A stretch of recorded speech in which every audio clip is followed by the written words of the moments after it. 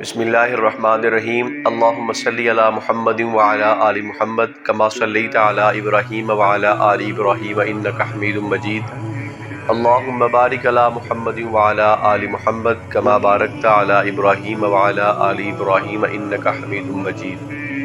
آج کا ہمارا موضوع ہے، گزشتہ دنوں ہم نے ایک ویڈیو بنائی تھی نماز پڑھنے پر جو فضائل تھے وہ آپ حضرات کے سامنے رکھے تھے۔ آج ہم جو ویڈیو بنا رہے ہیں جس کا مقصد یہ ہے، آج ہم اس میں بیان کریں گے نماز میں سستی جو آدمی کرتا ہے اس کے اوپر جو سزا ملنے والی ہے وہ چیزیں آپ کے سامنے رکھ رہے ہیں۔ ایک تو یہ ہے کہ وہ آدمی پڑھتا ہی نہیں ہے، وہ علیحدہ ایک اس کا کتنا گناہ ہوگا وہ آپ خود سوچ لیں۔ ادھر سے آپ اندازہ لگا لیں کہ جو آدمی سستی کرتا ہے اس کو 15 طریقے سے عذاب ہوتا ہے۔ جو آدمی نماز میں سستی کرتا ہے، پھر آپ دوبارہ اس کو اس لیے میں بیان کر رہا ہوں کہ آپ کے ذہن نشین ہو کہ جو آدمی نماز میں سستی کرتا ہے اس کو 15 طریقہ سے عذاب ہوتا ہے۔ 5 طرح دنیا میں، تو جو 5 طرح کی دنیا میں ہے وہ انشاءاللہ بیان کریں گے، اور باقی پھر آہستہ آہستہ ان کو بیان کریں گے۔ جو 5 جو طرح اس کو گناہ ہے، سزا ہے، وہ دنیا میں ہے 5 طرح کی۔ سب سے پہلے یہ ہے کہ اس کی زندگی میں برکت نہیں رہتی۔ جو آدمی نماز میں سستی کرتا ہے، جو آدمی چھوڑتا ہے اس کا کتنا گناہ ہوگا۔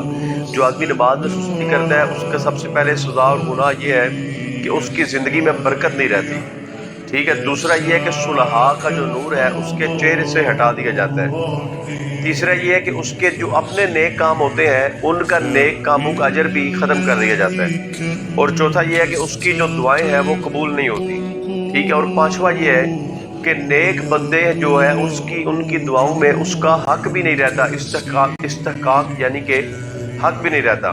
تو یہ وہ آدمی ہے کہ جس کو 15 طریقے سے عذاب ہوگا جو نماز میں صرف سستی کرتا ہے، چھوڑتا نہیں ہے، پڑھتا ہے لیکن سستی کرتا ہے۔ سب سے پہلا کیا ہے کہ اس کی زندگی میں برکت نہیں رہے گی، اس کی زندگی میں برکت نہیں ہوگی، بے برکتی ہوگی اس کی زندگی میں۔ دوسرا یہ کہ صلحاء کا جو نور ہے اس کے چہرے سے ہٹا دیا جائے گا، اس کے چہرے پر رونق نہیں رہے گی، اس کے چہرے پر بے رونقی ہوگی، ویسے ہی بس جو ہے نا۔ تو تیسرا کیا ہے، اس کی جو نیک کاموں کا، اس کے اپنے نیک کاموں کا جو اجر ہے وہ بھی اس سے ختم کر دیا جائے گا۔ اور چوتھا کیا ہے، سب سے جو سستی کرنے والا اس کی سزا کہ اس کی دعائیں قبول ہی نہیں ہوں گی، اس کی دعائیں قبول نہیں ہوں گی۔ اپنی جو دعا اپنے لیے کرے گا، کسی کے لیے کرے گا، اس کی دعا ہی قبول نہیں ہوگی۔ اور پانچویں یہ ہے کہ جو نیک بندے ہیں، نیک بندے جو کسی کے لیے دعا کرتے ہیں ان کی دعاؤں میں اس کا کوئی حق بھی نہیں رہے گا۔ تو یہ وہ 5 چیزیں ہیں کہ جو آدمی نماز میں صرف سستی کرتا ہے اس کو یہ عذاب ہوں گے۔ تو اس لیے میری آپ سے گزارش ہوگی کہ آپ اس کو ذرا توجہ سے سن لیں کہ جو آدمی نماز سرے سے پڑھتا ہی نہیں ہے اس کو کس طرح کا عذاب اور گناہ ہوگا۔ تو اس لیے کوشش کریں، آج سے کوشش کریں اور نیت کریں کہ ہم نماز میں کبھی بھی سستی نہیں کریں گے، نماز میں کبھی بھی کوتاہی نہیں کریں گے۔